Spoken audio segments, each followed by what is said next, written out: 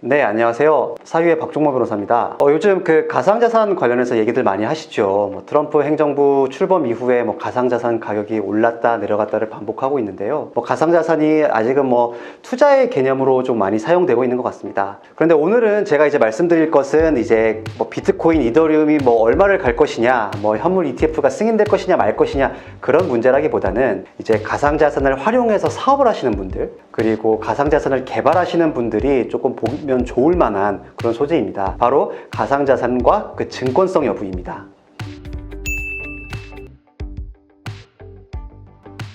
가상자산 시장이 급격하게 성장을 하면서 각국 정부가 이를 제도화시키고 그 다음에 규제를 하려는 움직임을 많이 보이고 있습니다. 실제로 미국이죠. 실제로 미국은 우리나라 금융위원회에 해당하는 증권거래위원회에서 비트코인이나 ETF를 그 제도권 안에 편입시키기 위해서 ETF 승인을 한 사례도 있었죠. 이처럼 각국 정부는 가상자산 그 자체를 제도권에 편입을 시켜서 규제를 하고 또 그에 따른 세금을 부과하려는 노력을 벌이고 있습니다. 그런데 이제 가상자산을 개발하시거나 이를 활용한 사업을 하시는 분들은 그 자체가 리스크일 겁니다. 왜냐하면 가상자산이라는 건 기본적으로 탈중앙화, 그러니까 중앙은행의 그런 감시나 혹은 제도에서 벗어나기 위한 수단으로서 이제 가상자산을 많이 대안으로 떠올리셨는데 그 규제에 편입되는 것 자체가 리스크일 겁니다. 가상자산을 개발하시거나 혹은 사업하시는 분들이 과연 내가 개발한 가상자산이 제도권에 편입될 것인지 그리고 규제를 받을 것인지 여부에 대한 판단은 매우 중요합니다. 그래서 그 자체가 법률 리스크라서 오늘은 그에 대해서 논의해보고자 합니다.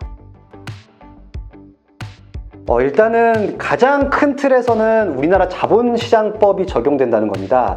지금 현재는 가상자산이라는 거는 출범한 지 얼마 되지 않은 개념이기 때문에 아직 법적 제도화 논의가 여러 개가 있을 뿐인데요. 그런데 만약에 개발하신 가상자산이 증권 혹은 주식과 마찬가지로 증권성으로 판단이 돼버리면 이는 자본시장법의 규율을 받게 됩니다. 자본시장법의 규율에 따른 첫 번째 규제가 바로 증권신고서 제출 의무입니다. 이제 우리나라 자본시장법 119조에서는 증권의 모집 또는 매출을 하기 위해서는 반드시 금융위원회에 증권신고서를 제출하게 되어 있습니다. 그리고 증권신고서가 인가가 되지 않으면 이를 통한 투자의 모집이라든지 매출을 거둘 수가 없는데요. 만약에 가상자산이 증권으로 판단되게 되면 증권신고서와 같은 제출 의무가 부과되게 됩니다. 두 번째는 투자 설명서 제공 의무도 또 부과가 됩니다. 주식 투자하실 때 혹은 ETF 거래하실 때 보면 이제 은행 어플 들어가시면 쭉 앞에 관련 투자 설명서들이 나올 거잖아요. 위험도라든지 이것을 벤치마킹하는 지수가 어떤 것인지 이런 것들이 쭉 나오게 되는데요. 마찬가지로 가상자산이 증권으로 판단되게 되면 그 투자에 관한 설명서를 반드시 작성을 하고 그것을 공지해야 할 의무도 발생을 하게 됩니다. 이때는 가상자산의 기술적 구조라든지 네트워크 운영 방식이라든지 백서에 준하는 방식으로 이제 투자 설명서가 제공이 되어야 되는데 당연히 금융당국에서는 일반인들이 또 훨씬 더 이해하기 쉽도록 기술적인 요소를 풀어서 설명하라고 요구할 테고 그 자체로 이제 그러면 가상자산 개발하시는 분들한테는 리스크가 될 수 있습니다. 이것은 이제 자본시장법 123조에서 규율하고 있습니다. 그 다음에 거래소 등록에도 문제가 발생을 합니다. 그러니까 가상자산 거래소로 우리나라에서 업비트, 빗썸, 코인원 이런 곳들을 이용하게 되는데 만약에 이것이 증권으로 판단되면 이게 그런 가상자산 거래소에서 등록이 돼서 거래를 하는 것이 사실상 어려워지고 증권사 혹은 한국거래소에서만 이제 거래가 가능하기 때문에 그 자체로도 리스크가 있을 겁니다. 또 마찬가지로 이제 내부자 거래도 금지가 되고요. 여기서 내부자라는 것은 법인 안에 임직원이나 혹은 대리인, 그 다음에 친인척 이런 사람들을 말하는데 만약에 가상자산이 증권으로 판단될 경우에는 그 가상자산의 내부자 거래가 당연히 금지되고 이것이 적발되었을 경우에는 형사처벌까지 이어질 수 있습니다. 증권성 여부 판단에 관해서는 이제 가상자산의 원산지라고 볼 수 있는 미국에서 조금 더 그 논의가 발달이 되었고 이른바 4가지 테스트, 그러니까 호위 테스트라는 것을 기준으로 해서 가상자산의 증권성 여부를 판단하고 있습니다. 그 첫 번째가 금전 등의 투자가 있었는지 여부입니다. 쉽게 말해서 이 가상자산을 개발하는 데 있어서 혹은 그 가상자산의 그 추후 구축과 시장 생태계 구축에 있어서 과연 금전의 투자가 있었는지 이를 첫 번째 기준으로 판단을 합니다. 두 번째로는 이제 공동 사업의 형태를 유지하고 있는지입니다. 예를 들면 가상자산 개발자가 있고 또 그 개발을 위한 뭐 서브 팀들이 있고 이런 여러 팀들이 공동해서 사업의 형태를 유지해서 그 가상자산을 개발했는지가 바로 증권성 여부 판단의 또 하나의 기준이 됩니다. 그리고 세 번째로는 가상자산을 활용하고 거래하는 그 플랫폼의 개발과 그리고 운영을 하는 주체가 어떠한 전문적인 노력을 하였는지입니다. 그리고 네 번째로는 가상자산의 가치가 상승을 해가지고 궁극적으로 그 가치 상승에 따른 손익이 투자자들에게 귀속되는지 여부가 네 번째 기준입니다. 이 네 가지 기준은 여전히 조금 들으시기에도 그렇겠지만 조금 추상적인 내용들이 대부분입니다. 그래서 실제로 이 증권성 여부를 판단하고 싶으실 때에는 약간 막연하게 판단을 하시기보다는 법률적인 전문가들의 도움을 받으실 필요가 있고 이 점에서 저희가 도움을 드릴 수 있을 것 같습니다. 이제 증권형 토큰으로 이제 분류되지 않기 위해서는 어떤 노력을 해야 되느냐가 결국엔 핵심이겠죠. 이 증권형 토큰으로 인정되지 않아야만 자본시장법의 적용 대상에서 제외가 되고 안정적인 또 혹은 뭐 탈중앙화된 가상자산의 본래적 가치를 추구할 수 있을 테니까요.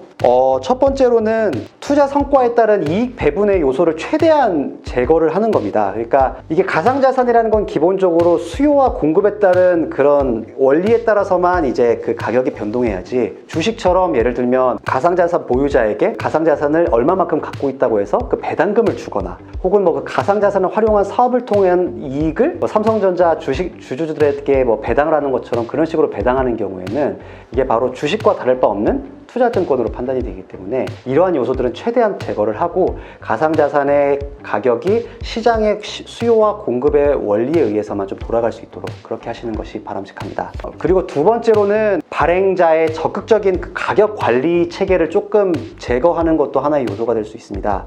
흔히들 이제 주식 같은 경우에도 자사주 매각이라든지 자본금을 감소시키기 위한 하나의 방법으로서 자기 주식을 소멸시키는데요. 마찬가지로 만약에 이 가상자산의 가격을 유지하기 위한 목적으로 통제하기 위해서 너무 많은 수준으로 뭐 토큰을 삭제한다든지 혹은 소각하는 경우에는 이 경우에는 마찬가지로 주식과 비슷한 성격을 갖고 있기 때문에 이게 증권성으로 판단될 여지가 꽤나 있습니다. 그리고 세 번째로는 가상자산 거래하시는 분들에게는 조금 뭐 그 자체로 납득이 좀 어려울 수 있는데 이제 플랫폼 내에 있는 서비스 이용에 한정하도록 가상자산을 구조화하는 겁니다. 그러니까 일반적인 주식처럼 뭐 서로가 서로에게 뭐 주고받고 매매를 하는 이런 형식이 아니라 예를 들면 게임 플랫폼이라든지 혹은 어떤 쇼핑몰 플랫폼 안에서만 이제 토큰을 주고받는 형태로 이용되도록 한정하는 방식이 있는데 이런 것들은 사실 가상자산을 개발하시거나 이를 활용한 사업하시는 분들에게는 니즈에 맞지는 않는 측면이 있어서 이 부분은 참고만 해주시면 좋을 것 같습니다. 네 번째로는 이제 토큰 구매자와 발행인 간의 직접적 계약 관계도 조금 유의를 하셔야 됩니다. 예를 들면 투자자가 내가 이만큼을 투자를 했으니 그 발행인은 이만큼 배당을 줘 라는 뜻으로 이제 계약이 해석될 여지가 있기 때문에 발행인들과